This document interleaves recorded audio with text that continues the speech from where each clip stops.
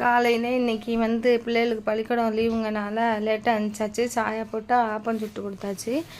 ஆப்பத்துக்கு வந்து நாங்கள் வந்து குழம்பு வைக்கிறதில்ல பெருசாக. ஆனால் வந்து ஜீனி நெய்யை போட்டு நாங்கள் எல்லாருமே சாப்பிட்டுப்போம். அது எங்களுக்கு பிடிக்கும். அதுக்கப்புறம் மத்தியானம் வந்து சிக்கன் கிரேவி ரெடி பண்ணோம். அதுக்கு வந்து ஒரு 100 சின்ன வெங்காயமும் 1 பெரிய வெங்காயமும் 2 தக்காளி பேஸ்ட் பண்ணிவிட்டு நல்லெண்ணெய் சேர்த்து அதை உப்பு போட்டு நல்லா வதக்குங்க.